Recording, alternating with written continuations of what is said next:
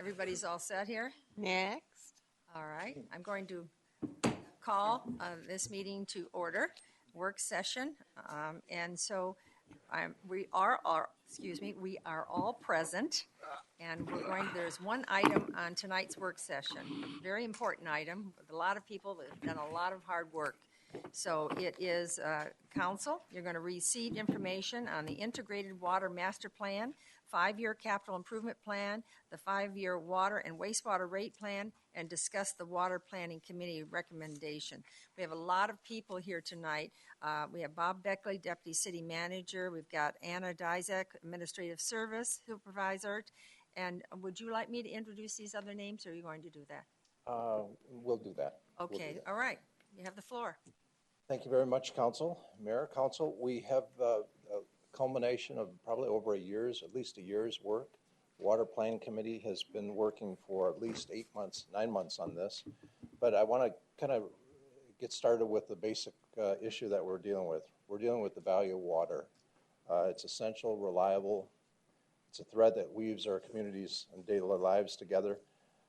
It's required. If we don't have water, if we don't have an ability to treat it and dispose of it or put it back into the ground in a safe, environmentally safe manner, then the quality of life is always in jeopardy.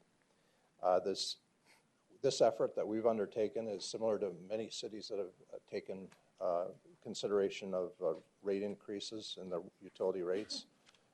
Some of them that recently, within the last year or within the recent months, that have considered rate increases: Avondale, Buckeye, Gilbert, Mesa, Peoria, Surprise, and Scottsdale. The Water Planning Committee that you approved by resolution to form it has been an extremely successful effort. We've had, I think, at least 9 meetings that over the past 9 months. A tremendous amount of information was presented and really received from the committee. We have Mario Colombo and Jason Battern, the chair and vice chair of this committee, that have led this committee in many spirited discussions over the past few months, especially of recent times when we started talking about money. That's kind of funny. Isn't that kind of funny? It's like a household, isn't it? Really good. Yeah. It's everybody talking. But it was really done in an intentional manner. But let me just back up and say what the purpose and the duties of the committee were. It was to review and make recommendations on the city's integrated water master plan. That's really a master study of a water plan, a water resource plan, a water conservation plan, a sewer collection study. And it's integrated because all of them work together, as we found out. Review the future water needs and provide recommendations on water resources to support growth and development in the future. Review the city's rate structure, existing rate structure, and then review the draft utility rates that were based on the improvements that came before them. Begin with the process. The Water Planning Committee toured all the major facilities. They really got into the buildings, the grounds, the major assets that we have. Asked a lot of questions. We had our operations staff, Mark Siemens and Mark Holmes, attend that, and they answered questions, which there were many, and completed that over, I think, a 4-hour period. They were followed by operations staff and also finance staff to really talk about what the state of the condition is, of both the financial condition and the operations staff and the current condition of the equipment. The presentations then were followed by Carrillo engineers that talked about the findings that they had and also what their recommendations were to reinforce the system, what the challenges to the system were. Following that, Dan Jackson from economist.com presented both a primer on rates, rate methodology, and then talked about specifically what the rates were recommended near the end of the committee's efforts. The difference, as you'll see in the rates, there's a significant cost of infrastructure that's embodied in this rate recommendation. The committee asked right off the bat, a number of them had the same question. Why are we dealing with this now? Why didn't we deal with this before? And what happened with the last rate study that we did? And I think it was discussed at the time before the committee that in 2007, when the last master study was completed, we were dealing with, the community was dealing with rapid growth. Growth was the focus of that study. How do we secure more water resources to support the growth in the future? The emphasis was there. Move up to today, the emphasis really is looking at the system reliability, the redundancy of the system. Can it supply continued service on a reliable in a redundant fashion so that we don't have interruptions of service? What's the condition of our infrastructure? Is there, as we talked about city assets throughout, this was a primary focus of this study also. The consultant came back with some asset management recommendations that we've embodied in this, and were reacted in a very positive fashion from the committee. The IWMP is not completed. That's the consultant engineering-driven report. That's probably not going to be completed till the end of this year. Parts of that study, namely the water resource, master water resource plan, that talks about what our needs are, defines the critical needs in the future, short, mid, long term, and then comes back with recommendations for the city will consider those, and also costs to do that. Those were not available at the time that the committee went through the analysis of the system. We also, after we got into the studies, you'll hear what the recommendations really centered around were the concerns of the current system. So the focus shifted more from growth, as we did in 2007, to really establishing our base, ensuring that the system is in a condition that is reliable to our current customers, but it also provides a solid base to expand in the future. So as part of the process, the committee was asked to think about, as they talked in the last few meetings about rates and what they were driven by, are the proposed rates equitable? Are the proposed rates sustainable for the future? And does the proposed rate plan meet the critical needs? There's a question of sustainability here. We're proposing additional equipment be added into our system and replacements be made. There were two things that really were a primary concern: an asset management strategy to address critical assets. So the monies will be there to provide for that. And then secondly, in terms of the rate model, had an escalation in there, a percentage escalation each year to support and to maintain and to fiscal and financially fund the necessary expenditures going forth to maintain the system in good condition. So it's not just a series of improvements. We're good for another 5 years and then we'll come back with another plan. No, there'll be built-in attention to our assets and the proper maintenance of those. So with that, I'd like to pass it on to Anna, who will start with the core of the presentation. Thank you, Bob. The last major modification to the city's utility rates was adopted in 2009. It was a 4-year water and wastewater rate plan that became effective in January 2010. As 2013 was the last year with the rate increase, and inflation and the cost of doing business continues to increase every year, there was a need for a new rate study to minimally evaluate the rising cost of doing business. You've seen our staff in front of you a number of times last year. We talked about pre-treatment fees. We had a work session with our utility rate study consultant, and we did an interim adjustment effective January 1st, 2015. This was to provide for a more gradual utility rate increase until a new water and wastewater rate plan was reviewed by the Water Planning Committee and adopted by the Council. So the Water Planning Committee. To help us with the process, a Water Planning Committee was formed. We came to you a year ago in April to get this committee formed. And the committee was to represent the community's priorities and to give the community a voice while we made our decisions. The objectives of the committee, like Bob said, some of the major ones included making recommendation on master plans, reviewing future water needs to support growth and development, and reviewing the city's existing utility rate structure and recommending draft utility rates. Members and alternates were selected through an interview process last summer by the council subcommittee, and they took an oath of loyalty in October 2014. The chair and vice chair, Chairman Mario Columbia and Vice Chairman Jason Battern, are with me tonight. And first of all, I'd like to ask them to kind of give a brief bio about themselves. Okay. Mayor Lord, Vice Mayor Laurentano, council members, and city staff. It's with great pleasure that I'm here today as the chairman for the City of Goodyear's Water Planning Committee, representing the people of our city. My name is Mario Columbia, and I'm a VP of Operations by profession, specializing in turning around non-performing business operations, improving efficiencies, and delivering cost savings while working within ISO, Lean, and Six Sigma quality standards.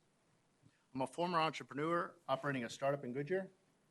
I'm an avid volunteer serving communities to improve the quality of life of our citizens. I've been educated through Penn State University and hold many certificates and certifications in business, quality, and physics. Jason? Well, my name is Jason Battern. I live at Wildflower. I bought a house there in 1998. State certified operator in wastewater treatment and wastewater collections. I have my CPM through ASU, certified public manager. Currently responsible for 2 wastewater facilities in a neighboring city. And I love water. I actually wrote that as a note. So I'm kind of passionate about it, believe it. We're glad. Okay. First of all, we'd like to acknowledge the WPC members in the audience which are sitting behind us. If you could all stand, that would be great. Come on. Thank you all. Thank you all for lending your time, talent, and your voice to this effort. It's important to remember that this was an all-volunteer effort. Most of the WPC members were non-experts. The WPC members came from a variety of background and locations. Members were from different neighborhoods in the Goodyear water and wastewater service area, including Estrella, Wildflower, Cottonflower, Canyon Trails, and Sarville Village.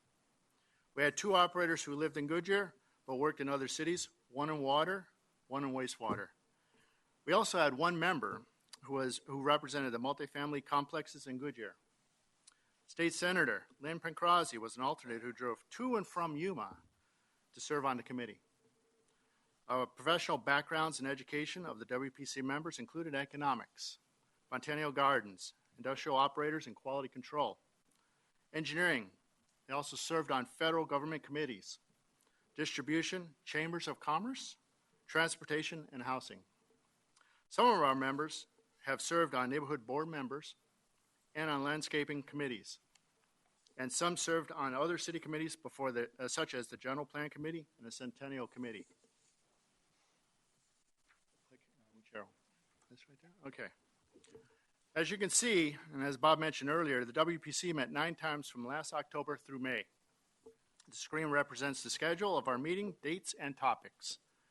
This was an extended process of learning about the city's water and wastewater system, processes, the challenges faced, and the evaluation of the system and rates by consultants. In November, we toured the Goodyear water and wastewater facilities. December and January, we heard from staff in water resources, environmental services, finance, community development, economic development, as well as from other consultants. In February, we heard from our utility rate study consultant about the process of utility rate making. Once the 5-year capital improvement plan, the CIP, and condition assessments were compiled by Corolla Engineering, the recommendations were presented to the WPC in March and April. And finally, at our 2 May meetings, WPC discussed the utility rates and voted on our recommendations.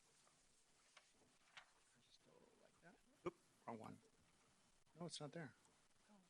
I'm missing this one. Sorry about that. Almost messed me up. Oh. Here we just wanted to show you some pictures of the WPC in action. The group touring the Goodyear Bullard Water Campus site in November. That's the upper left-hand corner. Senator Pancrazzi touring the Soil Aquifer Transfer, or the SAC site. And some pictures of the WPC at meetings with staff and consultant presentations. As you all can see, it was an extended process, and again, I just wanted to thank the WPC members for their hard work and input. Let's just stop and clap. That's a stop and clap. Also, the WPC meetings were open public meetings. We had 3 citizens speak or provide public comments during the meetings. A list of the comments received from those citizens are included in the appendix of the recommendation reports that you have tonight. City staff also did a great deal of outreach, which Anna will now discuss. Oh, we got to go back. There we go. Okay. Thanks, Mario. Staff did work very hard to get the word out to the public throughout the process. Our communications division coordinated the marketing and advertising efforts, and we had our communications manager and PIO involved throughout the process with us. There's a summary table of the public outreach efforts in the appendix of your report, your Water Planning Committee recommendations report. We first began the communications efforts with the solicitation of committee members in May 2014. Since that time, we've had information in 7 in-focus issues. We've sent 11 press releases. We've done 14 e-notify emails.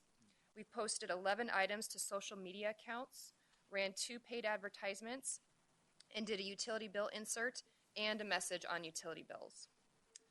And I do want to mention in addition to these public outreach efforts, staff also spent a great time of reaching out to the public informally as well through emails and communication. Throughout the process, we've had our web page, which you can see the link up there. We've posted documents, news articles, agenda, meeting minutes, links to the videos, and items requested by the Water Planning Committee. This webpage will remain live at a minimum through this year as we go through the process. All meetings were videotaped, live streamed, and posted online just like the council meetings were. And we'll continue to use these communication tools like these as we move forward in the process. For instance, we have our community meeting this Wednesday, June 17th. We've run 3 advertisements in 2 major papers this last week for the community meeting. We issued a press release on June 10th. And I heard from staff today that people saw it on Channel 5 this morning on TV a couple times. That's good. We are posting to social media. There was an In Focus magazine article. And we will have a bill message starting in July as we move forward in the process. So with that. Do you have a question? Yes. I don't want you to be, when you're ready to go to the next slide. I'm ready. Okay. Didn't want to cut you off in halfway. Do you have any idea, or can we, if it's easy to find out, I don't want to invest a lot of time in it, how many actual articles were written in the newspaper about this?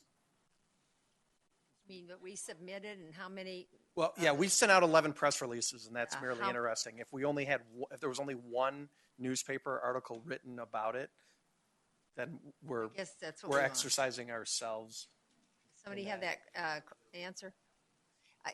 Basically, out of all the articles that we presented to the newspapers, Yeah, I don't remember how many. How many of those did they actually print?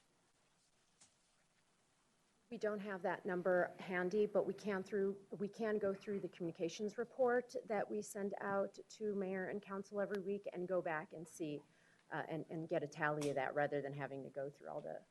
If it's not too much effort, I'd just really be curious. We have done so far, if you look at this, a lot of communicating, or at least a lot of making the information. And if what I heard earlier, 3 comments is what we have so far.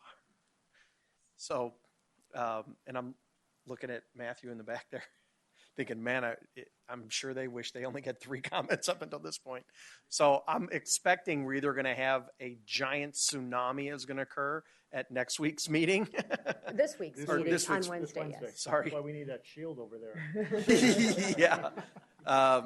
So I'm just kind of curious how that all played out. So if it's not too much trouble, Absolutely, and we did post it on Facebook, and the only comments that we really got on Facebook were over this weekend when we posted that this work session was going to take place tonight in the conversation. So there were a couple of misunderstandings about what was going to be discussed tonight, and we did correct those on Facebook. But that outreach has been done. Of course, when we issue press releases, we're hoping that the media picks it up and issues it and show up. So we have been also, outside of just issuing press releases, personally reaching out to reporters saying, this is going to be discussed at this meeting. Are you coming to the Water Planning Committee? So we have been doing outreach as far as making sure that reporters know when those meetings were happening and following up with them.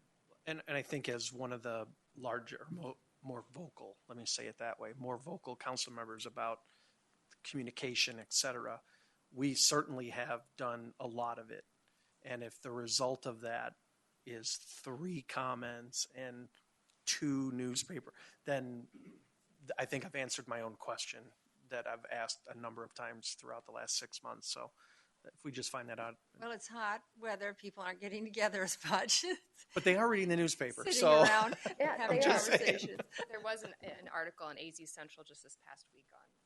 Yeah. Yeah, so I think as we get closer to a decision and kind of this format, we'll probably hear more and get more exposure in the media. And the snowbirds that have already left will get later comments from them.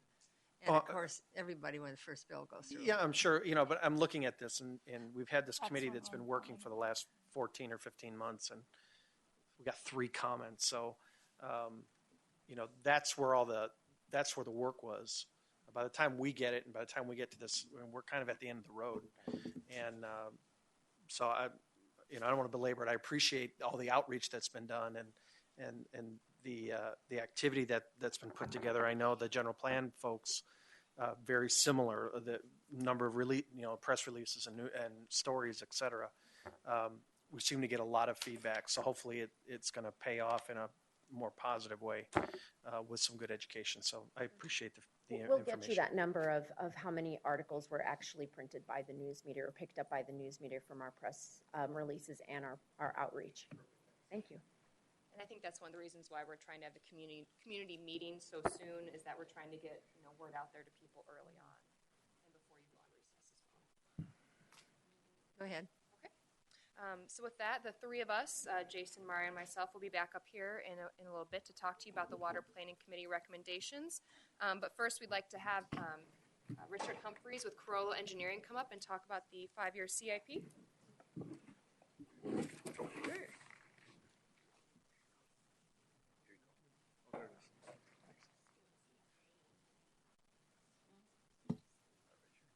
Anyone, pick a chair. Good evening.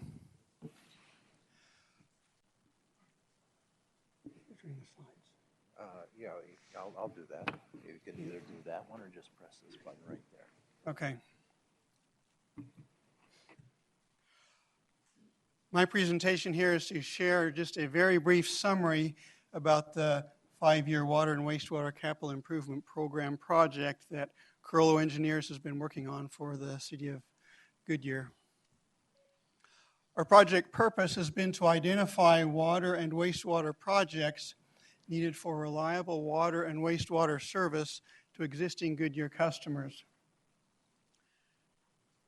And this work is being done under 2 different projects. First of all, we are under contract to do an integrated water resources, water and wastewater master plan, which we are working on. And one of the first tasks of that is to develop this 5-year capital improvement program. And then the city asked us to take on one additional task, which was a separate water and wastewater condition assessment study, where we visited sites, both water and wastewater, with a group of multidisciplinary engineers to look at the infrastructure and provide recommendations and comments on that. And that is what the results of this work was based upon. Now, in doing an evaluation of your water and wastewater infrastructure, we need a way of measuring the infrastructure against what we call performance criteria. And this criteria is based on several things. First of all, it is based on Arizona state statute that gives minimum standards for water and wastewater system performance. It is also based on engineering best practices for what we as engineers in the water and wastewater industry find works well for not only the city of Goodyear, but other cities in Arizona as well as across the country. And then citizens have a level of expectation for what the level of service should be for water and wastewater systems in terms of reliability and water quality and so on. And so those also come into the performance criteria that we evaluated. So if you look at this puzzle piece, this identifies the various categories of water system infrastructure that we evaluated. Right in the center is the water supply, the wells in your case, and then around that we have pumping requirements, minimum pressures, fire flow pressures, storage, transmission, water quality, and then fire flow requirements. So each of these criteria are ones that we commonly use for other cities as well, and we measured your system against the same criteria. As you'll see, by far the largest area where there are going to be costs from this study is in your well supplies. And so I thought it'd be worthwhile breaking those out to discuss with them just briefly. On this list, the top one is one more Adamant well with treatment that may be required for that. And the justification there is to meet your minimum water supply levels. Then we are recommending 2 additional wells, as you see on the list. And so the second item is a well siting study where the city would engage a hydrogeologist to evaluate the areas within the city and come up with recommendations of where some of the best, most likely locations would be to locate an additional well to make sure that the investments in the new wells are as good as possible. So we have one new well with treatment and then a second new well with treatment. Now you notice with all of those wells, we are recommending treatment with that. We won't know exactly what treatment is required until the well is drilled and that water is sampled. But based on other wells within the city, typically you need arsenic or nitrate or total dissolved solids treatment for those. If you're fortunate enough to have a well that is drilled and you have sufficient water quality, then the cost of those wells would go down significantly. The next group of items, we have replacing well number 1, which is very old. Wells may last a very long time, but they don't last forever. And so well number 1 was constructed before 1950. It is very old, and so at some point that well will fail, and so we recommended a replacement for that well. Well numbers 3, 18B, 18A, and 19, we are recommending rehabilitation. Well number 3 is fairly old. The other 3 wells are not nearly so old, but they've been in operation long enough that some rehabilitation is recommended to be able to continue ongoing service for those wells. So now let's look at just a summary of the costs associated with the projects that we are recommending in the study. First of all, with the water projects, and as you can see, water supply, which is those wells we just looked at, is $27.9 million, and that is by far the largest cost that you would incur. The next one is some additional pumping capacity is required, and we're recommending that at 2 locations. One pump station improvement is needed to provide better fire flow in one area of the city, and the other pump station is required to put the additional flow into the distribution system from these new wells that we are recommending. You need about 1.5 million gallons of additional water storage, and so we're recommending that cost here. The location of that is yet to be defined, but that will be as a part of the rest of the master plan that we're working on.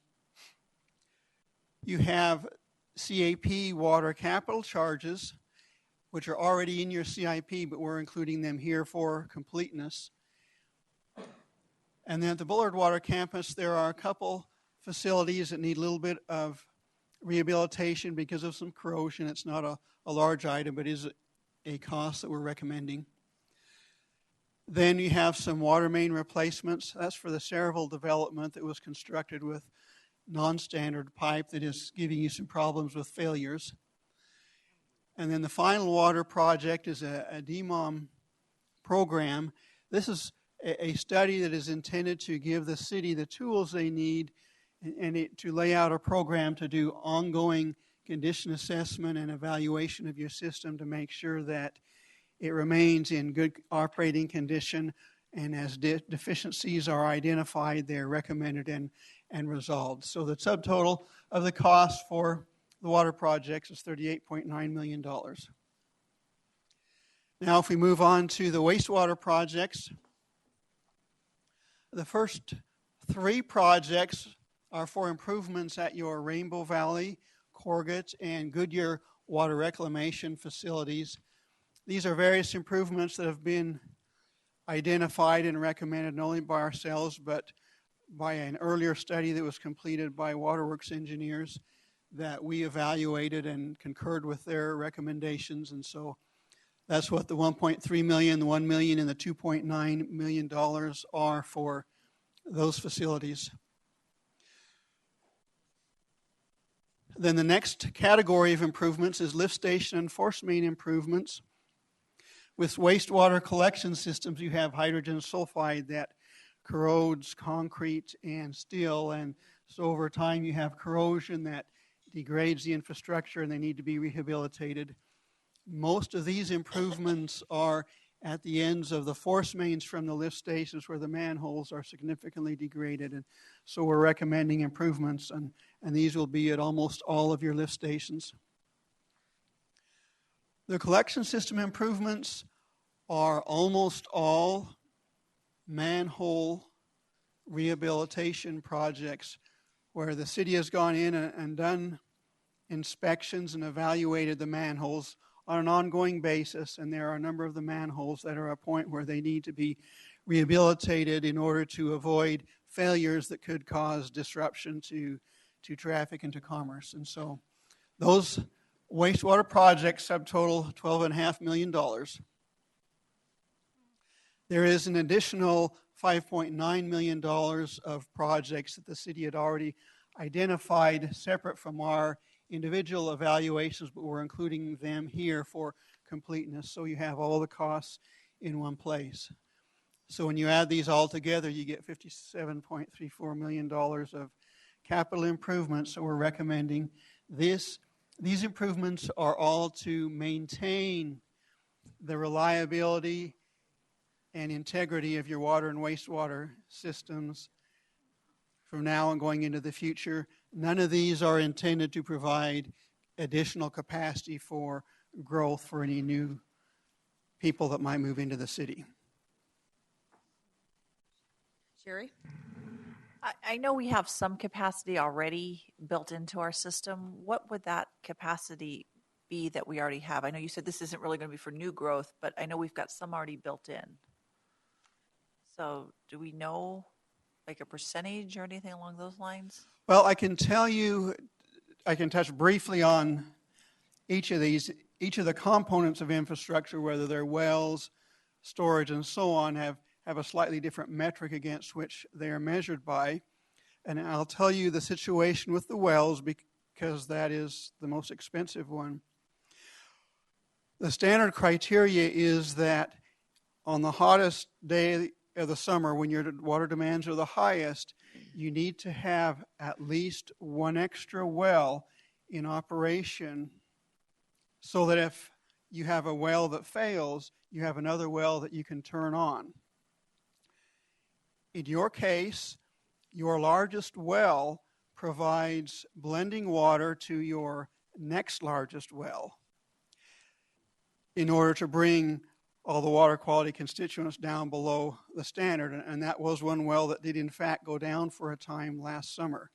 And so rather than replace the capacity of just one well, you need to replace the capacity of two wells because of that condition, so that if if either of those two wells go down again, you can turn on other wells to replace them. And so that's a significant part of the cost as far as additional capacity. As far as storage, the metric that the city is using is to have 1 day of storage held in reserve. And you're close, but you need a little bit more storage to be able to do that. For the pumping capacity, you need to be able to have, and there's several different ways of measuring that. Within each pump station, you need to have a spare pump for the same reason that you need a spare well. But you also need pumping capacity so that on your maximum demand day and the maximum demand of the highest hour of that day, you have not only the ability to serve those peak demands, but also to be able to, again, have 1 or 2 pumps held in reserve. And it's also important to remember that as a city goes, we don't know the weather conditions, and we don't know what kind of emergency events you might have on your peak demand day of the year. So you need a little bit of a cushion for that as well. So that's how those are measured. And then I got one more question. When you were talking about manhole covers, because I know the public's watching and they're going to see, 5 point whatever. Could you explain what you say that could be a failure? What does that mean if I'm a member of the public? What does that mean? Okay. It's not the cover itself, but it's what happens underneath. So if you were to go to one of those manholes and have the operations folks pull off that heavy lid and look down into it, you would see about a 48-inch diameter hole that goes down to a sewer pipe that's flowing at the bottom. Those manholes are typically constructed of concrete or bricks. The problem with bricks over time is that the mortar in between the bricks degrades and goes away so that you lose the integrity and you have bricks falling down into the manhole. Also, if you look down at the very bottom, the pipe is open, and around the edge of that is what we would call the bench. And if that degrades, then that can be exposed to the soil. And the city does have a program where they can go in and line those either with a coating or they can replace them with a fiberglass lining depending on the condition of those manholes. And obviously you don't want the manholes to degrade to a point where the wastewater leaves the manhole and then it starts eroding the soil, and then you can have a failure of the road. Joe? Couple questions, and tell me if it's going to be covered up when Anna comes. I've had the opportunity to talk to Bob. I had several questions, and some of it he addressed in his presentation. Before I get started, I had a chance to go through the entire document. And first of all, I want to thank everybody on the committee. I'm sure the others will do as well. It's a lot of work that you put in to come up with this document, so hats off to all of you who spent the time to put this thing together. CIP, if I understand you correctly, on some of the blending, if one goes down, both go down because you rely on one. So in essence, as a result of that situation, you got to end up figuring out a way so that that's not as reliant. So that's where the 2 wells come in. Is that correct? Is that my understanding? Yes, where normally, in a normal situation, if you were not blending and you were using all your wells, you would need 1 well held in reserve. But in this case, you have to replace the capacity of the 2 wells. Okay. I also went through the CIP document, and I saw all the capital improvement plans that we're talking about there over the period of time. My question is with the CIP is, will we see the funding? I didn't see any funding. I just saw a list of the documents, and I guess at some point will we see how that's going to be funded, the CIP. I know some of it's going to be rates, some of it will probably be geo bonds, some of it will be other things. Will we see a detail of that, of how that's going to be? And a follow-up on that particular question, I don't think I know the answer, but it's more for the general public. Whatever we do to cover these rates will all be self-contained within the enterprise fund, and we don't use general obligation bonds for property tax or the general fund to cover any of these costs. Is that accurate? That's accurate. That's a policy that we're following, and it's been complied with all the proposed improvements. Okay, that's fine. I just want to get that on the record for the citizens. The other piece is on the asset management, and I think you touched on a little bit. We talk about just bringing our equipment up to speed, this is where this is really kind of going to. And we have an asset management program in place right now to take care of replacement, so new money is not necessarily fighting for to replace equipment.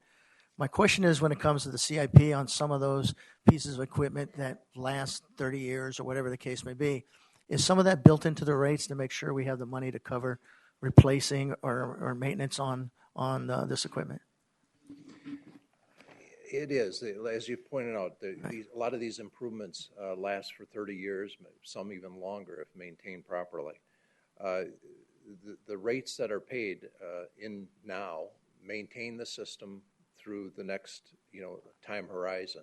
Okay. Each year, that's an element of cost that will be reevaluated and readjusted as necessary at the time new rate studies are undertaken.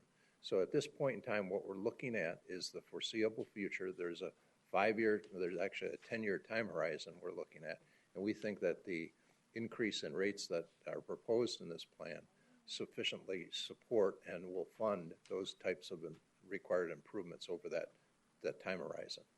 Just 2 quick questions. As rates go up, consumption will go down. Was that figured into the rates when you're doing your revenue model?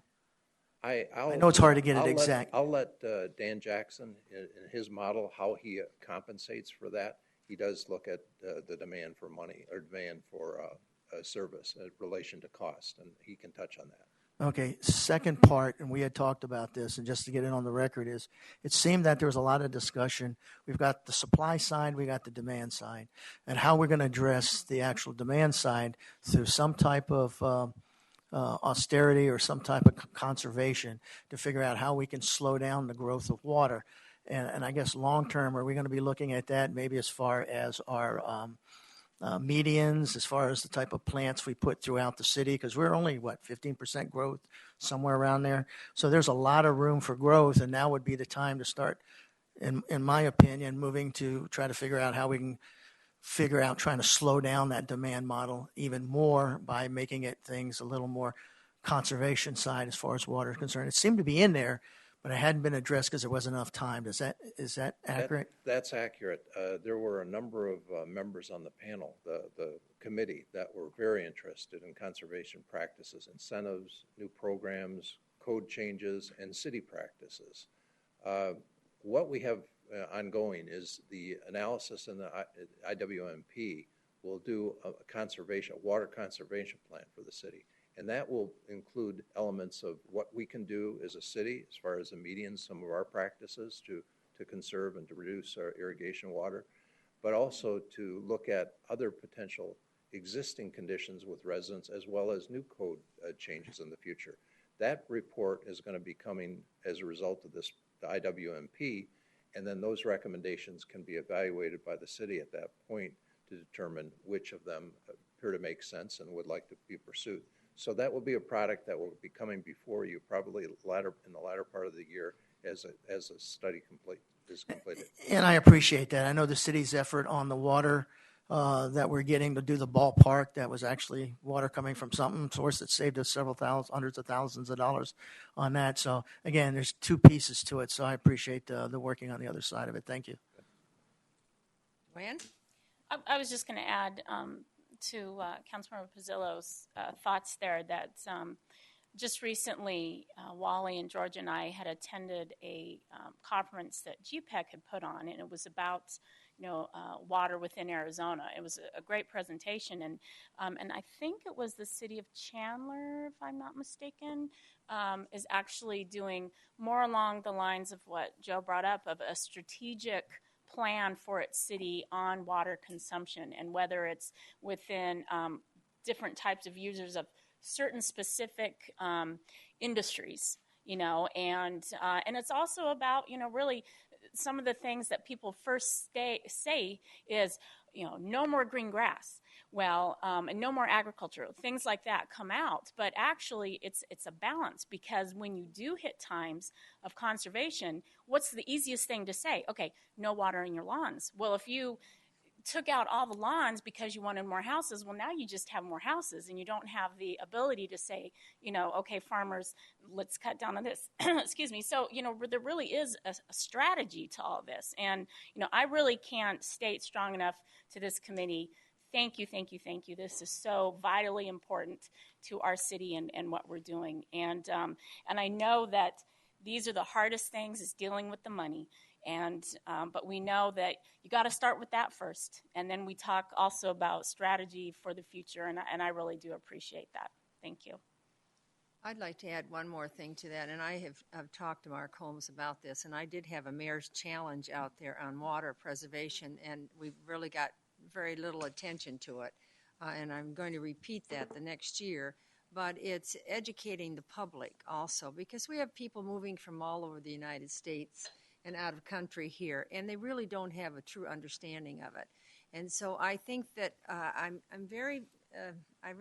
focus on community responsibility on their shoulders for some things, because they're going to depend on the city, that we're having good infrastructure and we're doing the best we can. But it also takes the same education process in harmony with what we're doing. And so we just need to reach out to the public, in my view, continuously on water conservation. I know our water department has something in place. I know this year they did not want to put it in quite yet until all the studies came out. So I'm really promoting that they reach out to our public.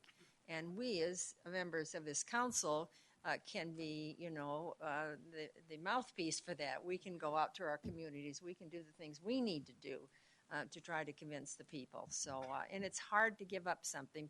People that come from other places, and they love their green grass, so it's somewhat difficult. But anyway, so we really appreciate, I love the statement that they made on the water. And just while I can say that, I just thought their quote was, "Recommendations represent investments, not expenses on the city's utility systems and wastewater future."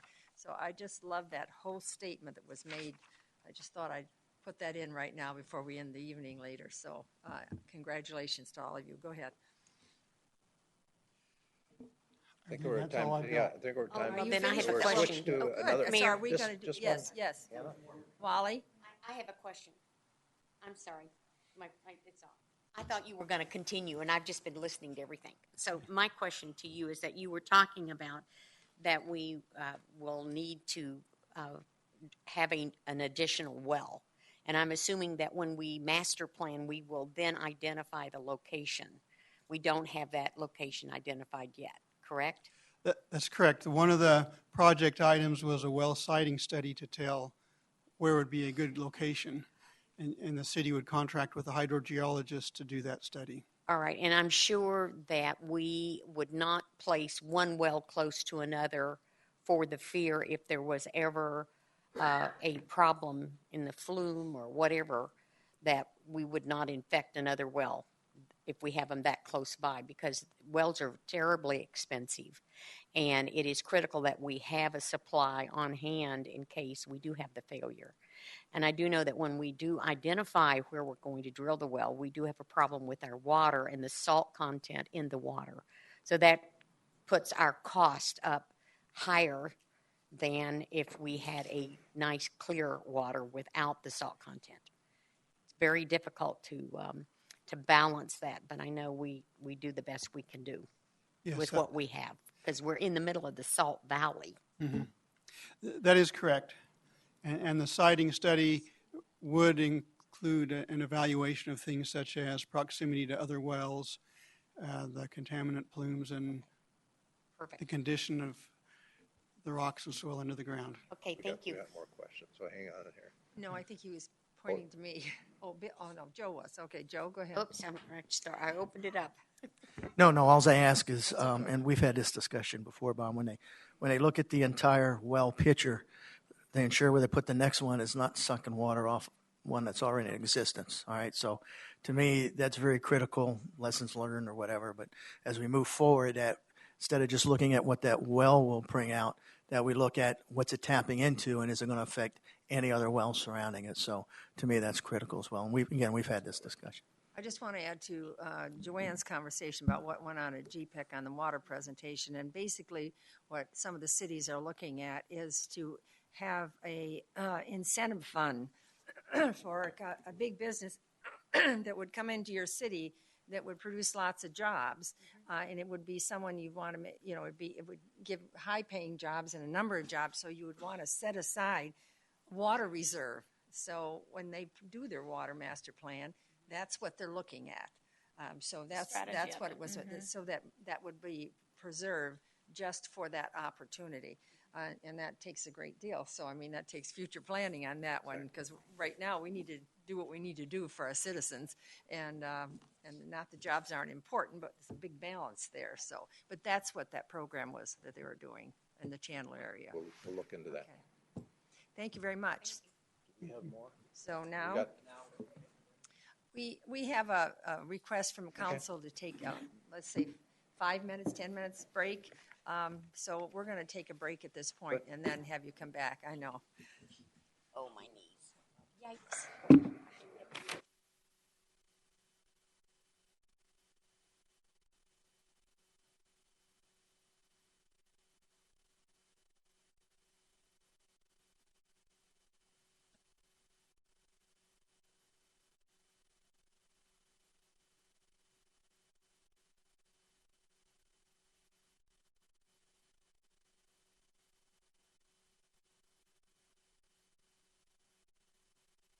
Phones will go on. Okay, they're on.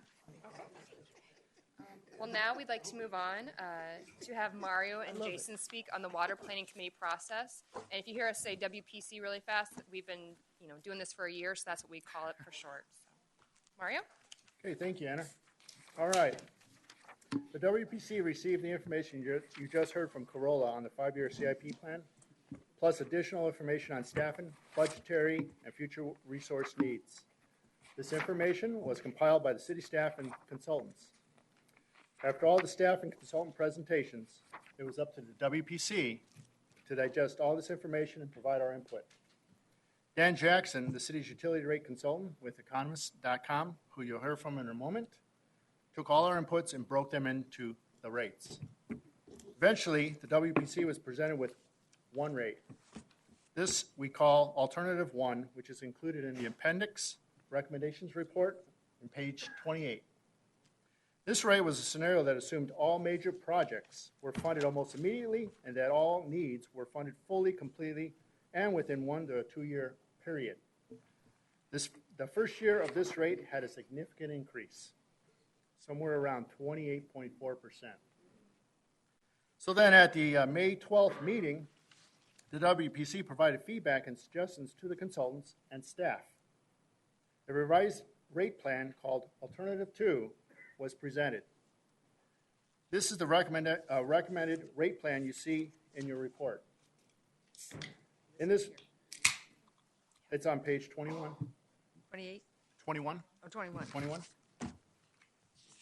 In this rate plan, all the 5-year CIP projects discussed by Corolla were included, but capped water fees and line oversizing were phased in items to provide a more modest, gradual increase. Dan Jackson will present the numbers, but Jason and I tonight will present the key factors impacting future rates and recommendations voted on by the WPC. All right, key factors. This is the list you see here are the key factors impacting future water and wastewater rates as they were presented to by the WPC, or presented to the WPC, sorry. Dan Jackson will provide a breakdown cost of the service of each of these in his presentation, but we just wanted to go through a brief explanation of each. The first item you see is capital improvements. You saw these recommended 5-year water and wastewater improvements on Corolla's slide presented a few minutes ago. The recommended capital improvements are meant to get the city where it needs to be today. The focus of the previous water and wastewater services study, which was completed around 2009, was to assess the capacity of the system and provide water for significantly increased population growth. But of course, the recession delayed a lot of capital spending, which also affected many major Valley cities, and major U.S. cities. So the current 5-year CIP proposed by Corolla gets the city where it needs to be for the existing population and in the near future. It ensures that the city is in a good position for when significant growth happens again. It's important to note that the WPC Group Committee saw these projects as investments, not expenses. Another key factor presented to the WPC impacting future rates are the existing budget expenses. These are operating costs. A few examples: salary, insurance, electricity, chemicals, gasoline, equipment maintenance, and utilities. This category also included capital outlays for small ticket items such as vehicles, pumps, and computers. These costs will increase with inflation.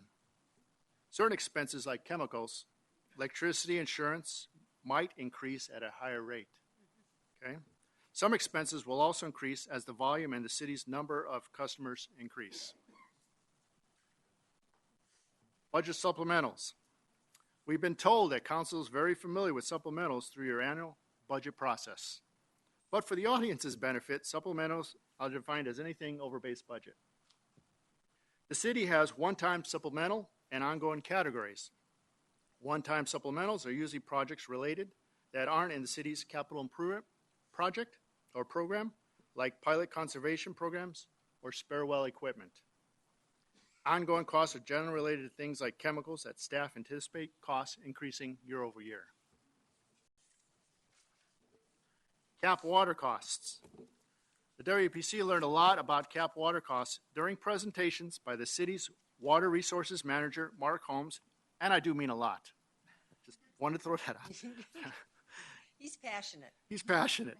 He likes water. CAP stands for Central Arizona Project. It's the largest single resource of renewable water supplies in the state of Arizona, bringing the Colorado River to Pima, Pinal, and Maricopa counties. Currently, all the city's physical water supplies are from groundwater. And Arizona groundwater rules require sustainable pumping and groundwater replenishment. The city currently recharges its reclaimed water through the SAT site. But only half the water in the city gets back through the sewer to its reclaimed facilities. The rest are used outdoors. So the city also purchases and recharges cap water at the West Valley cap recharge facilities to meet its obligations. The city can also purchase and recharge cap water above its annual requirements to bank as long-term storage credits for drought protection and emergencies. The WPC agreed that this was a very important factor for the city's sustainability and growth. Finally, impact fees, reimbursements, and line oversizing. When a landowner develops, the city may require water and wastewater line to be oversized so that the line has enough capacity to serve other potential customers in that area. You wouldn't want the next developer coming in and constructing a second line along the existing one, requiring additional maintenance and reducing efficiency. Additionally, the city needs to find a way to fund the cost of oversizing lines for growth planning until it recovers these costs when future properties are developed. Those are key factors as they were presented to the WPC. So in a moment, you'll see those key factors outlined in a utility rate study presented by Dan Jackson and how they factor into the proposed five-year rate. Recommendations. After 8 months, 9 meetings, the WPC formulated the recommendations you see on this slide. As far as the 5-year CIP projects presented by Corolla, to address the issue of insufficient water production, pumping, and storage capacity, and to reduce the risk of an interruption to water supply, the WPC recommended that all capital projects identified in the 5-year CIP be implemented. Again, many members of the WPC voiced the opinion that these were investments, not expenses. Cap water. We felt that cap water was important to supporting sustainability and growth and protecting Goodyear's water supply. So therefore, the WPC recommends that a cap water rate be included as a separate line item on a customer's bill. It's important to note that after seeing the initial numbers presented, the WPC suggested a more phased-in approach to funding this item. Phasing in the cap water costs more gradually over the 5 years resulted in a significant reduction in year one's rate. We also discussed multifamily rates. On the May 19th meeting with Dan Jackson showed another option for these rates. While the WPC discussed these rates without extensive knowledge, research on the topic, most of us felt we weren't able to make a recommendation one way or another. So we adopted the recommendation you see in the third bullet. Basically, we agreed that staff would follow up and further examine multifamily and commercial rates. We would be agreeable to the recommendations they might come up with as long as they do not change our recommendation on the residential rates or rate structures. To plan for growth and development, the WPC recommended costs for line oversizing and impact fees reimbursements to be included. Again, like cap water costs, the WPC felt that this was important. But after seeing the initial numbers, committee members suggested a more gradual phasing in of these items. The phasing in helped to significantly reduce year one's rates. So, to support operations, maintenance, capital improvement, debt service, future water resource needs, the WPC adopted a water and wastewater rate plan to be recommended to the council. Again, this included a more gradual phasing in of some of the items from the initial rates shown to the WPC. Dan Jackson will discuss the rates associated with this plan in a moment. There are also a few changes to the non-rate fees and charges that were also recommended by the WPC as presented by the consultant. Now I'd like to turn this over to our Vice Chair, Jason Battern, to discuss the last WPC recommendation.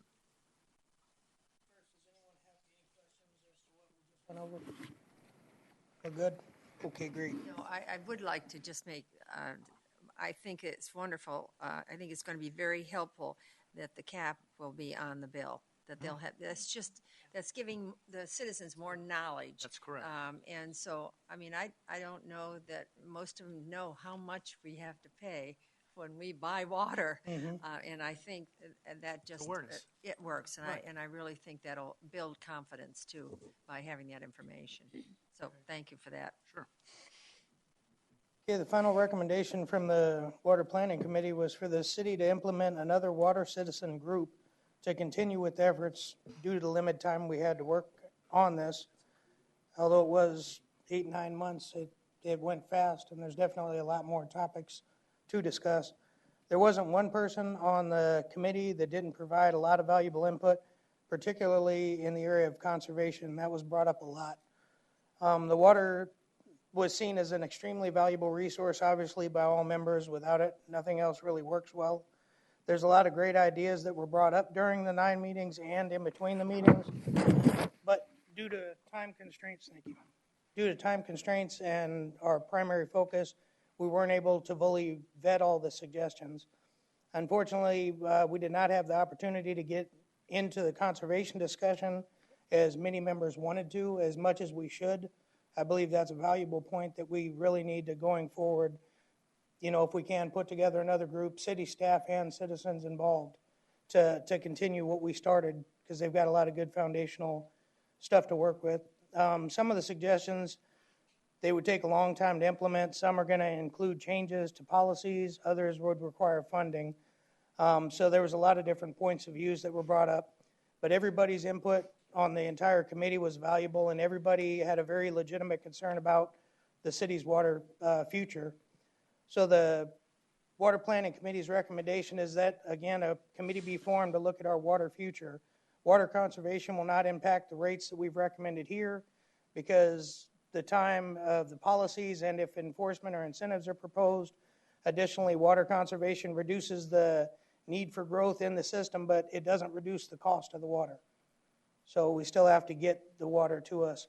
Staff has compiled a list of ideas during the process to be kept for future discussion by the city and any other potential committee that's put together. Is there any questions? Yes, Sherry? Yes, ma'am. First of all, I want to thank the chair and the vice chair and all the committee members that are here and everyone who worked on this. This is I mean, this was really good reading, and it was very helpful, and I was very pleased with how the recommendations were phased in and where they came from. I think that is, it's a great plan. So I did want to say thank you before, because I know you guys were going to move on now to the rate study, and I was very happy to see the rate study, how it was really well thought out. With the committee, do we have to sunset this committee, or can this one stay and finish those issues, or how does that work? No, I'm not. I'm going to turn that over to the city manager. How is that usually done? Mayor, members of the council, the scope for this committee was achieved with the recommendation, so this would be an additional appointments. There may be some on the committee that want to raise their hands. There seems to be a passion there, but this would be an additional, a new committee, if you will, that would focus on conservation. Okay. Bless your hearts. You want to come back and do more. We'll give you a little rest. That'd be good. Give you That'd be good. couple months off, and then maybe we'll come. Not maybe. I think the conservation is going to be part of it. We're all going to have to get involved in. So it's not a maybe.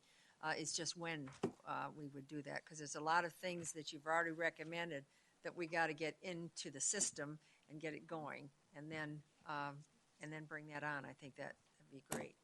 But I agree with it was a great report. A very active community came together.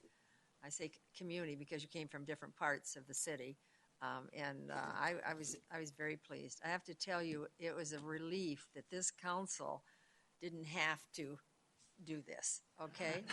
Because we're always questioned, there are questions that come up when we come up with something, but when the citizens come together and then you vet it out, and I understand there were times when there were great deep discussions in your committee. I was told that.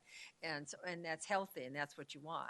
So our gratitude to the entire community, and we look forward to the next step after we just have to get the recommendations you made now, get them working, and then bring it on again, okay? But in the meantime, the mayor's going to put that challenge up again next year, so hopefully by then, the new year, we'll be able to do both. Okay. Any other comments?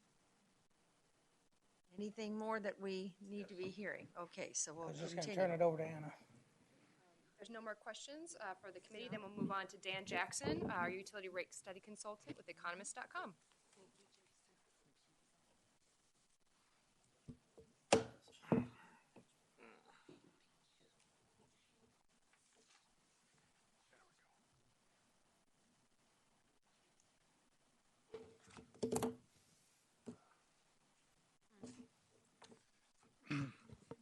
Thank you very much, Mayor, members of the council. My name is Dan Jackson. I'm the managing director and chief executive of economist.com. We were the firm that had the privilege of assisting the city of Goodyear in developing its long-term water and wastewater rate plan over these last several months. I want to tell you that it's been a real privilege serving the city of Goodyear. It is rare that consultants like us have the opportunity to work in such an interactive manner with both staff members and committee members in addressing some of these issues that have such great importance to your city, both the present and the future of the city of Goodyear. It's not often that cities like to address issues like this. This is not an easy topic to talk about, the topic of increasing water and wastewater rates, because nobody wants to see that happen. Nobody wants to see any of their costs go up at any time ever for any reason. So the issue really becomes not so much do you want your rates to go up, but if your rates do go up, what are they going up for? And how does the city and its residents and ratepayers benefit from this long-term rate plan? Before I get into going in through the rate plan itself, I'd like to make a couple of other very important points. And the first point is that you try to run your utility like a business. You want the revenues from your water and wastewater rates to cover all the costs of providing that service.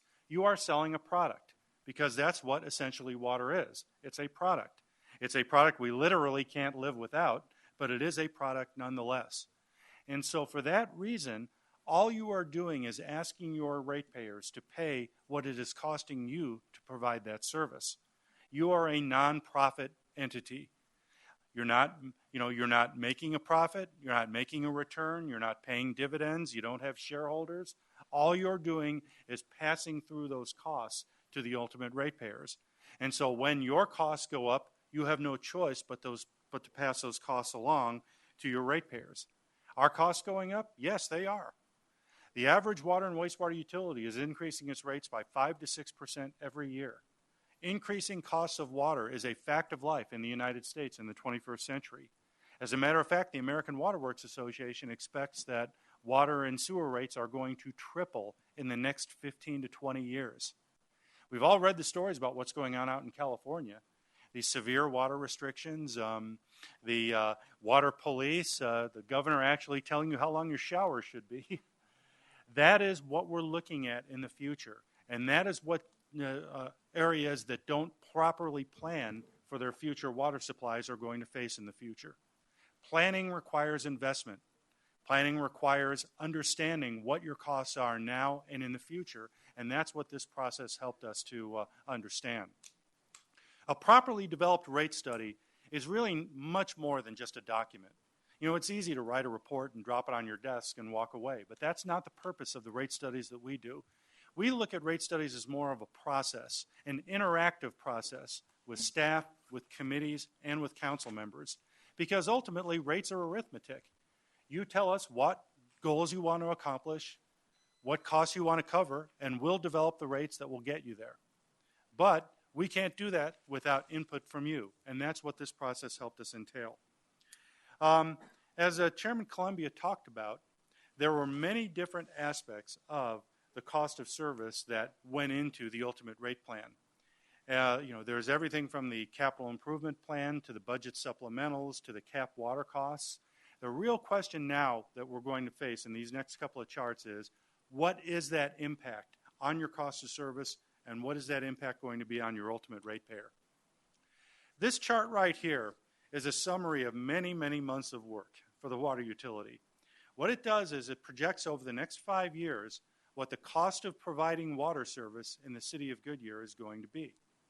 One of the benefits of doing forecasting for water utilities is that it is relatively easy to do. People use water in fairly consistent patterns. A household that used 10,000 gallons of water a month in 2014 is probably going to use 10,000 gallons of water a month in 2015.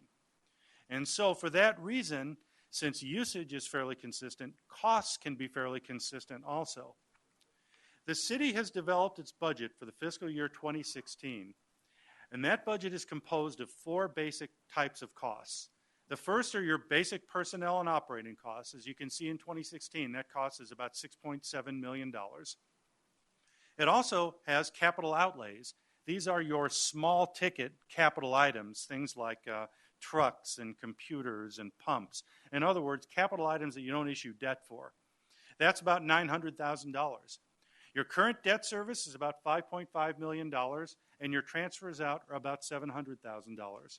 So your basic budget for water service here in the city in 2016 is about $13.8 million. Now, that's not all of the costs involved in providing water and sewer service. There are additional costs that we've talked about during the course of this presentation, and those costs are factoring into the costs that you are going to incur today, and more importantly, the costs that you're going to incur tomorrow. As you can see, there are 4 additional categories of costs. The first is your cap water allocations. Those cap water allocations are forecast to be approximately $1 million in the current fiscal year.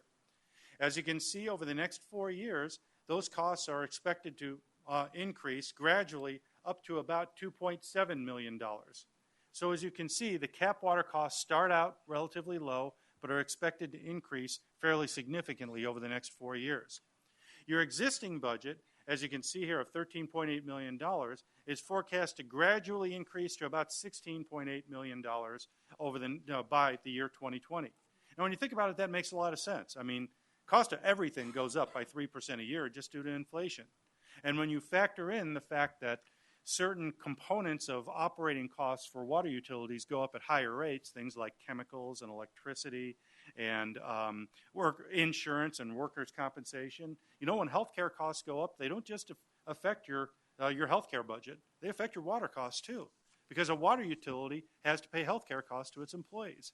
So all of those factors go into the increasing cost of water service. But you've got some very unique factors that are going to increase your costs to an even greater extent. So as you can see, your water cap allocations are expected to go from $1 million to about $2.7 million by 2020. The second category cost is your additional budget supplementals. Those are forecast to be about another $500,000 a year. Staff is here to answer questions if you have specific questions about what some of those components of budget supplementals are. The third and very critical component is your unfunded capital improvement plan. The Corolla engineers have done a very good job of assessing what your capital needs are going to be. Our job is to tell you how to help you figure out how to pay for it. You're looking at approximately $55 million of capital improvements. That's going to entail you issuing a significant amount of debt. But the thing about debt service is that it's not all issued at one time. It's going to be issued in stages over the next several years. And as it's issued, then your principal and interest costs start to go up a little bit more in each year. Now, you have to set a rate plan that enables you to recover all of your principal and interest costs, because if you don't do that, you're not going to be able to borrow the money. So as you can see here, the rate plan that we have put in place shows your debt service going on your new unfunded capital improvement going up to $2 million by the year 2020. It's going to gradually go up, and that's going to benefit your ratepayers because it enables us to phase in a rate plan over the next 4 years that will enable you to pay the debt while minimizing the impact on your ratepayers.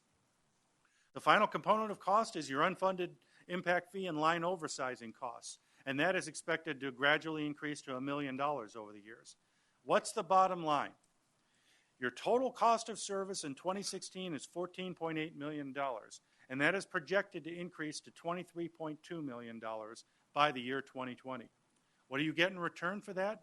You get millions of dollars of investment in the future of Goodyear as a community as you repair and maintain your water and sewer system. This is the same chart for your wastewater system. As you can see, your existing budget expenses for your wastewater utility are about $12 million in the current year, and these standard costs like personnel, operating, capital outlays, and transfers are expected to go from $12 million to $14 million by 2020. Added to that is your budget supplementals, which are expected to add about $700,000 a year in costs by 2020, and your debt service on your unfunded CIP, which is much more modest than it is on the water side. The lion's share of your costs, as Corolla pointed out earlier, are going to be water related. There are some wastewater costs, and we've got to account for that, but that's only expected to add about $500,000 of cost in principal and interest payments over the next 5 years.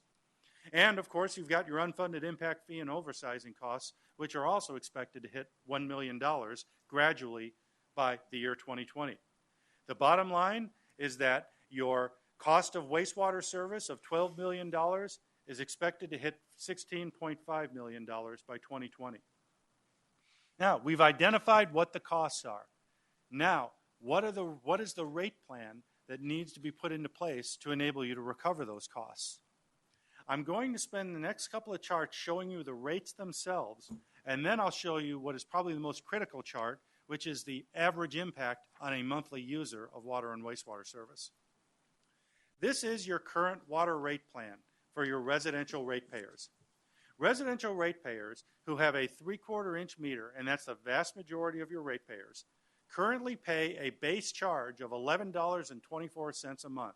That is a base charge no matter how much water that they use. They then pay a volumetric rate based on the amount of thousands of gallons of water that they use. It's an inverted block rate or a conservation-based rate. A residential ratepayer pays right now $1.30 per 1,000 gallons for the first 6,000 gallons of water that they use. Between 6,000 and 12,000 gallons, they pay $2.59 per 1,000 gallons. Between 12,000 and 30,000 gallons, that rate goes up to $3.89 per 1,000 gallons. And above 30,000 gallons, that rate goes to $6.25 per 1,000 gallons. The idea of this rate structure is to encourage conservation, while at the same time, to the best extent possible, minimizing the impact on low-volume users who typically, although not always, are your lowest income ratepayers. We are recommending, based on a series of gradual rate adjustments over the next 4 years, these rate adjustments would automatically go into effect on January 1st of each of the next 5 years, I should say. Effective January 1st of 2016, we would recommend adjusting your base charge from $11.24 to $12.70. Also, we recommend, after input from the city staff and the committee, the implementation of a cap water charge of 40 cents per 1,000 gallons. So if you use 10,000 gallons of water in a month, you'd pay $4 for cap water charges. That cap water charge does nothing more or less than recover the cap water related costs. We also recommend adjusting your residential rate from $1.30 to $1.47 with commensurate increases in each of the other volume blocks. As you can see, over the subsequent 4 years, we recommend similar rate adjustments on the base charge and on the volume charge. The cap water charge would go from 40 cents per 1,000 gallons to 60 cents and then up to 95 cents per 1,000 gallons by 2020 as the cap water charges are totally phased in. This is the residential rate. Oh, is there a question? Yes, I got a question. Joe, Yes, sir. I just want to make sure I understand it. On the rate effective January 2016, you have a base, if it's 3/4, $12.70. That's correct. You also have if you're under 6,000 gallons, for each 1,000 gallons, $1.47. That's correct. In addition to that, is it 40 cents per 1,000? That would be correct. Okay, I just want to make sure because I thought, I misunderstood we had our conversation, that was somehow included, but that's a separate line item. So if I use 6,000 gallons, then it's going to be, in addition to that $1.30 or $1.47, I'm going to pay another 40 cents on top of that. That's correct. Okay, I just want to make sure I understand. Thank you. Okay? I'm good. So it is a 5-year rate plan. The rates would automatically go into effect on January 1st of each of the next 5 years. For your non-residential ratepayers, you would be looking at similar volume rates. The base charges are the same. Now, more non-residential customers tend to use larger meters. Larger meters have larger base charges. As you can see, a 2-inch meter has a base charge of $45.96, and those increases would be similar to what a 3/4-inch meter user would pay over each of the next 5 years. But on the volume rate, the blocks are a little bit different because non-residential ratepayers tend to use greater amounts of water than residential ratepayers. For a non-residential ratepayer, at present, if they use between 0 and 40,000 gallons, they pay $3.30 per 1,000 gallons. Between 40 and 100,000 gallons, that rate goes up to $5.28, and it goes up to $6.86 for above 100,000 gallons. As you can see, we would recommend similar rate adjustments to the residential rates for each of the next 5 years. The rate would go from $3.30 to $3.73. It would go to $4.29 in 2017, $4.72 in 2018, $4.91 in 2019, and $5.06 in 2020. In addition to that, you would also pay the cap water charge. Every ratepayer pays the cap water charge, regardless of usage. They pay that rate per 1,000 gallons. Your irrigation rate would also see similar increases. Right now, your irrigation customers who use between 0 and 80,000 gallons pay $4.95, and above 80,000 gallons, they pay $5.69. And as you can see, there's a similar set of rate adjustments for each of the next 5 years. On the wastewater rate plan, this is a lot simpler because wastewater rates are much more uniform. Joe? Yes, sir. General question. And again, I don't want to get into the details right now, but I guess the question, I just want to make sure I understand on the apartments, is they usually have, 1 or 2 meters, depending on the buildings they have there. So they've got the higher flow to start with because they don't have individual meters at each of the apartment units. So I guess their argument is that rate, is that where they're kind of coming from because of the large flow that's running through the meter versus if they had 150 or 200 meters, maybe then there would only be less per meter going through. Is that in crux what the issue is? That is one of the issues that were brought up. Okay. However, the thing to keep in mind, though, is that a monthly bill is much more than the volumetric rate.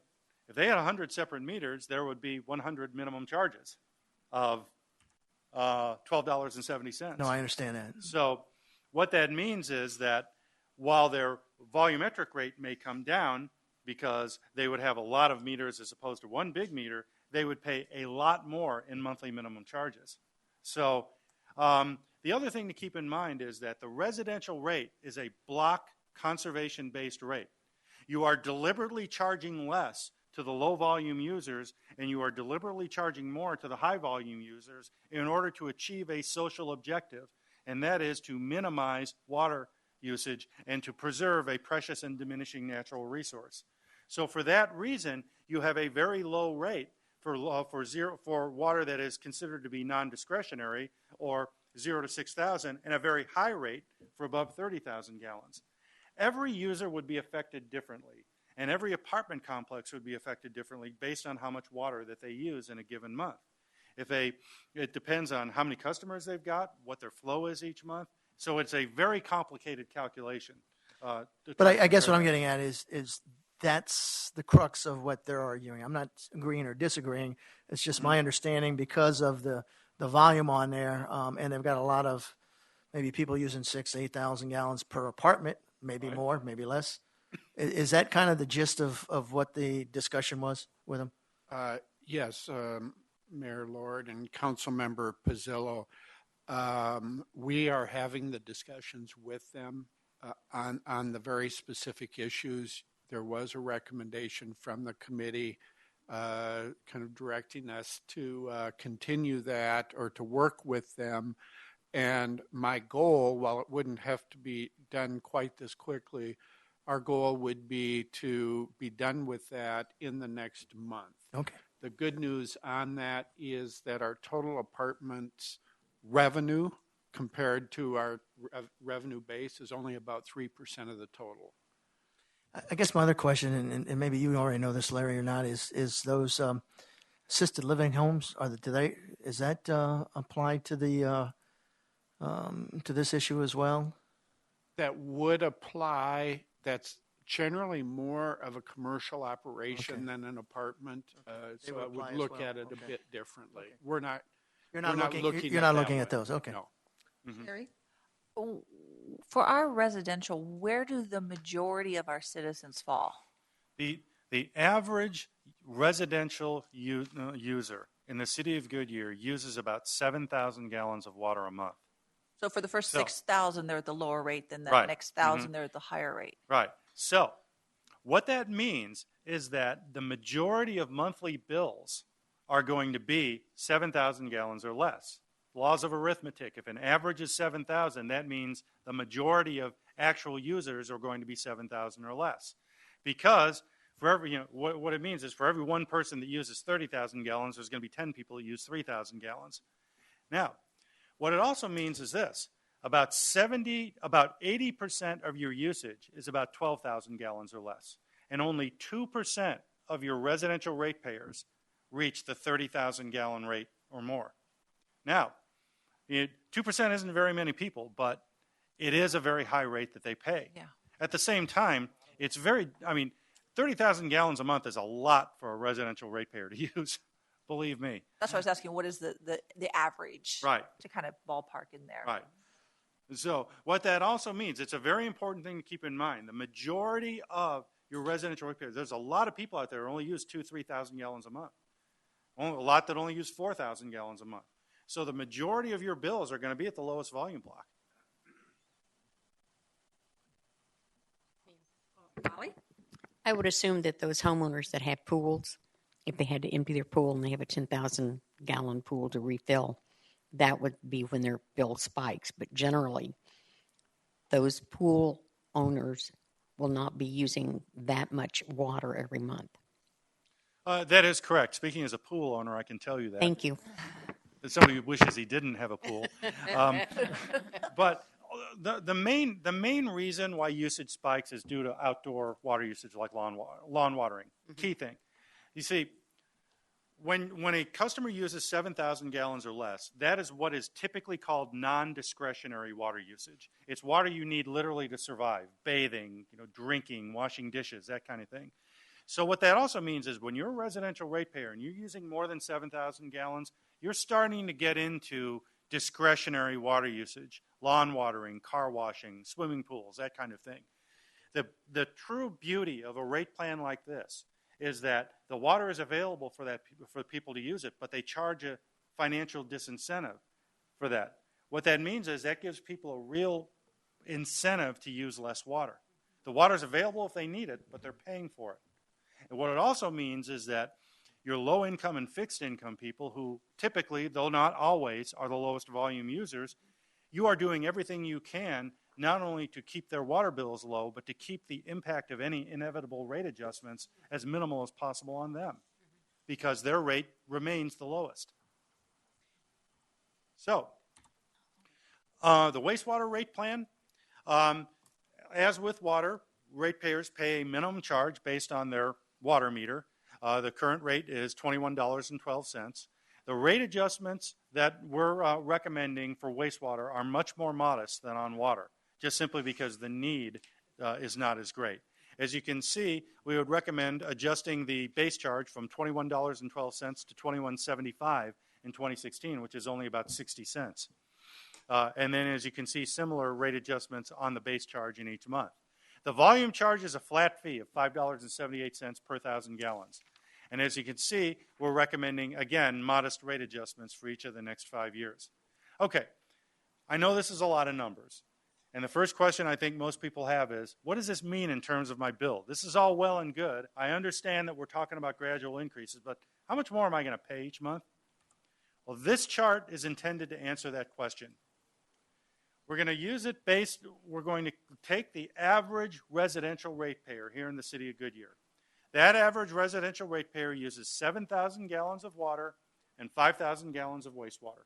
And he uses a 3/4 inch meter because about 80 to 90% of your residential ratepayers use 3/4 inch meters. So right now, that average ratepayer who uses 7,000 gallons of water and 5,000 gallons of wastewater pays $71.65 a month for that service. Now, that doesn't include garbage, and it doesn't include taxes and other stuff that's on your bill. It's just your basic charge for water and wastewater service. Under this rate plan, that bill would go up by $7 a month, $7.10 a month. It would go from $71.65 to $78.75. That's a 9.9% increase, for those of you who like to look at it in percentages. I tend to prefer dollars because I think a percentage can be misleading, because remember, a water and wastewater bill is more than just water and wastewater. It's garbage, and it's taxes, and it's fees, and it's other stuff. We're talking about a $7.10 increase a month in the first year. The second year, the increase would be about $6.89, or 8.7%. So your monthly bill would go up to $85.64. In the third year, the adjustment would be about $5.23, or about 6.1%. The fourth year and the fifth year would be just south of $4 a month, or about $3.99 and $3.83. Bill? Do these figures include the cap fee as well? Yes, they do. The cap water charge is included in that. And as you can see here, what's the element of the increase? Well, the wastewater charge only goes up by $1.50. The rest of it is the water charge, and most of that is cap water. So people are paying for the resource in the future. If you're a commercial ratepayer, the average commercial customer here in the city of Goodyear uses about 50,000 gallons of water service. And they pay based on 80% of their wastewater usage. They pay wastewater based on 80% of their water usage. So they would pay based on 50,000 gallons of water and 40,000 gallons of wastewater. So, I was going to let him stop. Go ahead and finish your thought, and then I have something to say. Okay, thank you. When I get on a roll, it's kind of hard to stop. But what that means is that the average commercial customer pays about $534 a month for 50,000 gallons of water and 40,000 gallons of wastewater. Under this plan, their charge would go up by about 11% a month, or $58 a month, from $534 to $592. It would go up by $58 a month again in 2017, and it would go up by about $43 a month in 2018, $26 a month in 2019, and $24 a month in 2020. So a residential ratepayer would see their monthly charge go from $71.65 to about $98 a month by 2020, and a commercial customer would see their bill go from $534 a month in currently to about $745 a month in 2020. And one other thing, commercial customers tend to have a much wider variance of usage. I mean, you've got some commercial customers that use more than 1 million gallons in a month. And you have some commercial customers, a flower shop and a strip shopping center is a commercial customer, and they may only use 6,000 or 7,000 gallons a month. So there's a wider variation in commercial customers. So. Joanne? Just a couple of thoughts. As this rolls out, I would suggest, at least for a little while, that new CAP line item has kind of an asterisk or with a notation at the bottom of the bill, so it's always understood what that is for our customers, so they understand, this is something new, and they may not get quite why they're being charged something new. And so I think having that in there just on the bill for a while would be helpful. The other thought that I had was, and I truly don't know what schools' usage is, but as tight as their budgets are, this is something that's, if you can, gauge what the next 5 years is going to be for their rates, it may be something that would be very helpful for some of our very large water users that really need to budget, their dollars for the next few years. This would be helpful for them to truly understand it, and proactive on our part of saying, hey, you guys really, we know, need to see this. So just wanted to give that observation. Thank you. Sherry? And one thing I find when we do roll this out, like you were saying about the percentages, that's really confusing to the customer, and then everything else that's out in the bill. And I know we've talked about this before about, I don't know, when we finally redo the bills, or, APS and Southwest Gas have those great little charts that I think help you conserve, because it just shows this is your usage of gas or electricity, and it's a bar graph. And if there's some way that we can get our community access to something like that for their water rates, because it really does show you your usage, because it is very confusing on the bill when you add this many gallons. It's nice to see I used 10,000 gallons this month. Okay, well, I'm going to use less next month. It's basic. And like from what you say, the percentage and stuff, I can see a lot of people getting very confused with all the numbers on the bills, what the actual increase is. So I agree with you 100%. I think the amounts are better than the percentages, but I think we need to make sure the public sees that the amounts themselves, the dollar amounts, aren't that drastic, as opposed to the percentages make it look a lot worse.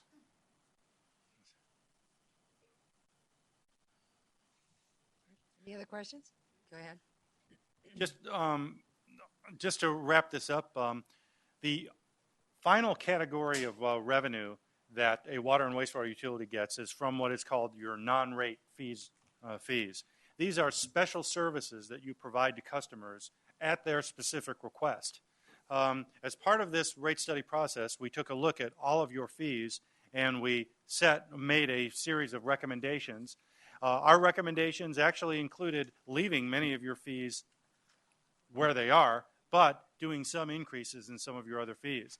As you can see, these late payment fees and these non-rate fees include things like late payments and security deposits, cross connections, shut-off fees, water audit fees, that kind of thing. The idea behind these fees, once again, is to enable the city to recover its costs. Because when somebody wants you to do a water audit, you incur cost in providing that service. It's a valuable service, but it's a service that comes at a cost. And so it's perfectly reasonable for you to charge them.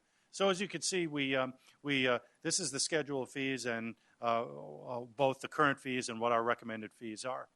Joanne?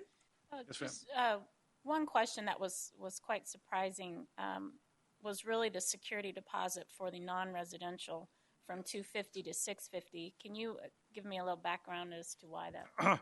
Yes.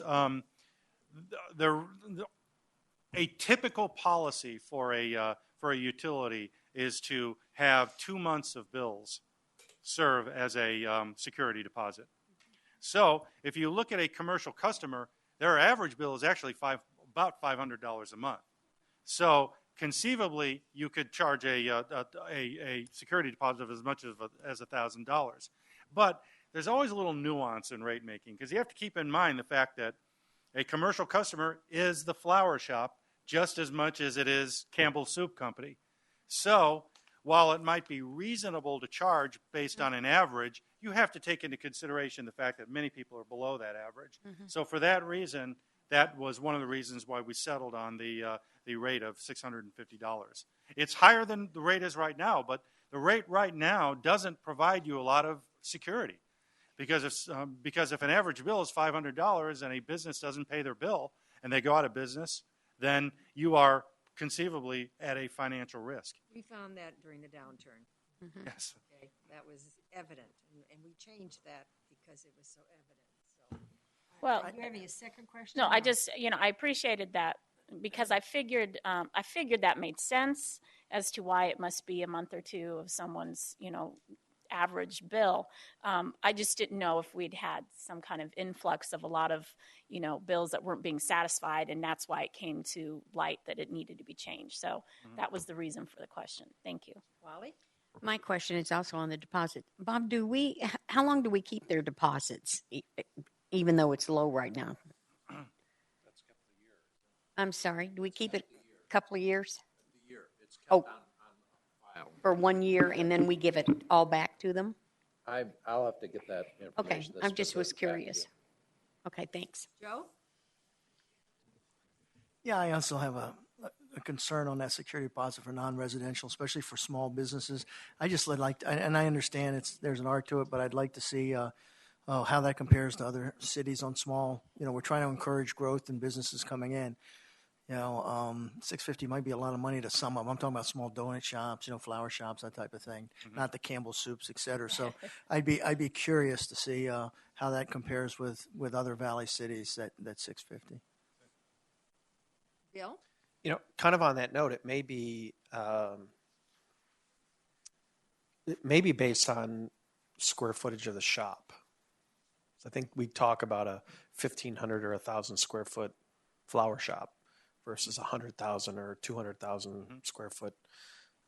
So, Bob, if we can add that to the list of perhaps that's how we differentiate between a residential and non-residential deposit, maybe based on size might be Or usage. Yeah, because I think the 1,000 square foot is going to use residential, and that 100,000 square feet is definitely going to use commercial. So I think, as you mentioned, there's a lot of nuance in that. Joe, did you ask how the other cities do? Are you asking for a rate comparison for that as well? Yeah, I'm asking what the other cities are doing for this deposit for commercial. Okay, because they may have a different something, the way they differentiate as well. Thank you.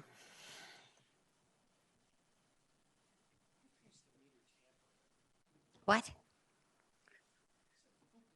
Your tampering fee. Yeah, there you go. So if my water meter gets vandalized, I pay, or the guy who vandalized it, or the gal, I should say. Well, if you catch him. Yeah, if you catch him. So I'm assuming this is intentional tampering. That's correct. We turn your water off, we lock it off. The lock Oh, is yeah. Sure. Tampering, that's Trying to kind put of it back That's on. the definition of tampering. Okay. my definition, but that's ones I hear about. So if I cut the lock and put a fresh lock on, then you don't know. Well, we ship you north, so we didn't have to worry about it. If I send you the key, do I get the? Never mind. Okay. Well, thank you once again. I really appreciate it. Any other questions before he goes? Thank you. That was a great presentation. Thank you. Next steps. All right, we will look into research those things and get those items to you for follow-up. As we discussed before, this has been an extended process. On the calendar, you see above the blue line is what we discussed with the Water Planning Committee, all their meetings. We still have a ways to go, as you can see what's below the blue line. This week, we have our community meeting on Wednesday at City Hall at 6 o'clock. Like I said, we've already done advertisements on it. It's been on TV, and we've had social media posts and an InFocus article. Excuse me. Yes. Would you tell the public where in City Hall you're going to have it? It's on the first floor in room 117. So as soon as they walk in the lobby, we'll have someone out in the lobby to greet them. And Thank you. take them in. Yes. It's going to be an open house style event. We'll have staff there, consultants, water planning committee members if they can attend, just to kind of answer questions, and they can kind of go around the room and learn more about the whole process and our water system, water and wastewater system. We put up there as well when we intend to have the 60-day notice posted so that you can see that. We also have the council will adopt the 30-day notice of intent in August. That's just your notice of intent to discuss the rates, rate changes. And then September 28th, we have for council adopting a rate plan. That will give us time after that to notify residents in their utility bills that the rates are changing. So with that, we can answer. Yes. Bill. We're going to do this in September. When Liberty Water came before us a couple of years ago, we made a big deal about them not doing it too early. Matter of fact, I think we asked them to do it in October or early November before the Christmas or the Thanksgiving holiday. The snowbirds were gone too. Correct. So now the shoe is on our foot, and we're going to do it early. Notices are being published in the middle of summer. This, I think, could be problematic. Now, I realize we're going to try to get to a January 1, so we've got to work the calendar backward. But even though September 28 is the end of the month, I'm uncomfortable doing it that soon, personally. I do remember that. Yeah, and we made our other... On that date, you're absolutely right. What is the complications would derive from? We do need a 30-day waiting period after the council adopts the rates to make it effective. So we do have time to push it back a little bit. We just wanted to, the reason why we had talked about with our utility customer service supervisor was to give that notification in bills and things like that for a few months before the rates go into effect. And that can still happen, but changing it till I just think October. I thank you, Bill, for bringing that up because that was an issue. We can look at the calendar and try to allow the maximum amount of time as far back as we could move that, and then return that information back to you. All right. And in the meantime, we put something out on the budget. What did we call it? Or common sense? What was it? Yeah, it was dollar and cents, wasn't it? What would hurt if we did something similar to that on this? Or just water rate. You know how and unfold it and things and send it out because we're sending bills out to them, and that's another way to get to the people, and then everybody would have an opportunity to look at that. I don't know what it would look like, but I'm just saying that's another way for people to be prepared of what's coming and understand it. So I don't know if the committee has seen what we put out or remembers what we put out for the budget, but it was very usable and people really liked it. And I don't know what the cost was, so I'm putting that out to you as. I think we did that in lieu of an in focus once. Yeah, so we can check on the cost. Yeah, because I know people read the in focus, but this is just something it's a little bit more in depth than an article in the in focus. Not that we shouldn't put something in the in focus too. So, Mayor, I'm not sure when the state of the city is going to end up happening. October 20th. October 20th. Oh, yeah. So Mayor, it might be something though that is brought up also. Definitely, Yeah, Mayor, are you asking that we send it out before council adopts it?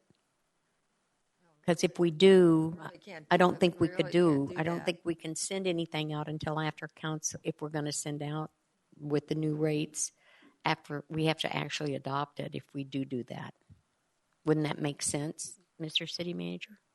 It would after they're adopted. The information's out there now, but no formal action's been taken. So you're correct.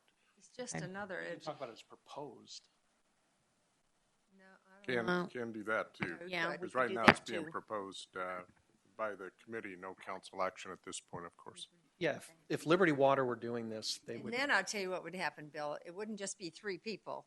We could be assured that people would be reading that. We might get more input before we, vote on it. Sherry? And I did have a question. We're talking about the rates. How do we compare to Liberty? Because obviously I'm not in Liberty. I mean, how do we compare? Is he still? No. Okay, well, I had a discussion with the city manager this morning about, we have to be so careful because, I'm on the Liberty side and other people are on the Goodyear side. And he was in the audience, and I went up to him and had a little conversation with him tonight about that. And I know, would you like to just address how we're handling information and working together? Yes, Mayor, we did talk about that this morning, and Liberty, as you noticed, was represented here tonight, so we'll continue to be an outreach. One of the things that we want to provide to council is what the cost comparisons are between the 2 utilities. The other thing that we have to make sure that we're in the communications, that this only affects those individuals south of I-10, primarily south of I-10. Mm-hmm. So any communication that goes out, we don't want to muddy those waters with Liberty customers as well. But we will get council a comparison. But we just talked about that this morning, but that's something we will do. We need to, again, new people come in, we need to educate them on the cost of water and the on the south versus the north. More cost on the south than it is on the north. The water is different. So I think there's a lot of, factors that play into that information could be put out. Oh, we have someone coming up here that's going to talk about this, Mr. Jackson. For 7,000 gallons of water and 5,000 gallons of wastewater, a Goodyear customer pays $71. A Liberty customer pays about $90. Oh. So. Thank you. So we're a good deal. Fast. Good service, good deal. Okay. Oh, no, I'm on the other side.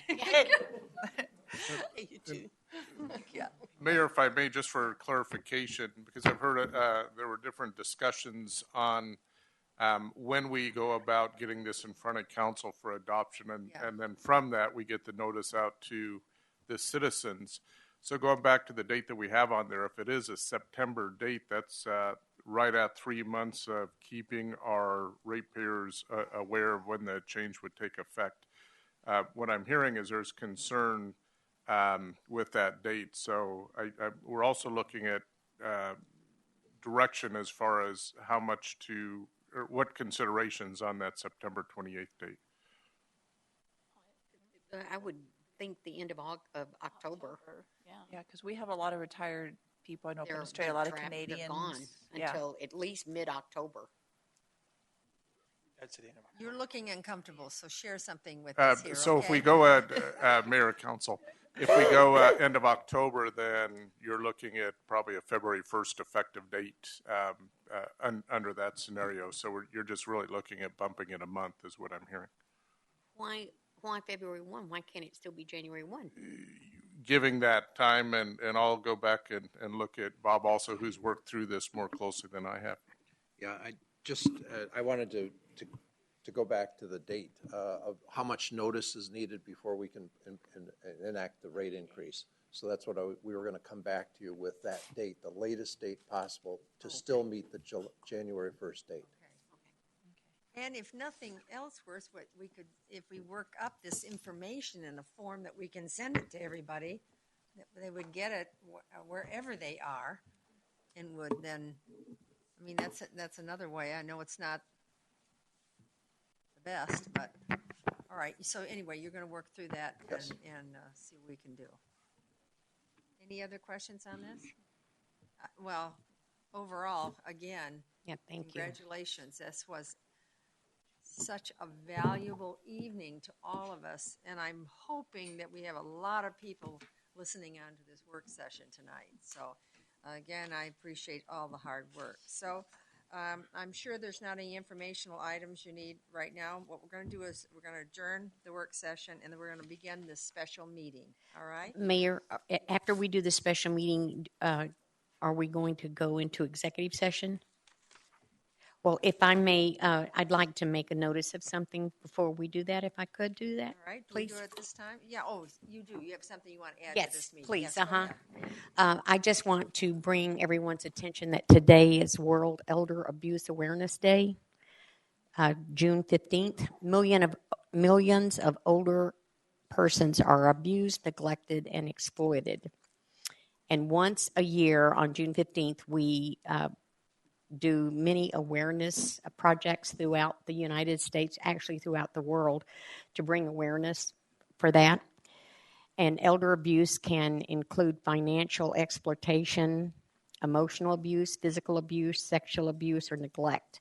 And according to the Arizona Protective Services, in 2014, there were 11,599 reports of vulnerable adult mistreatment.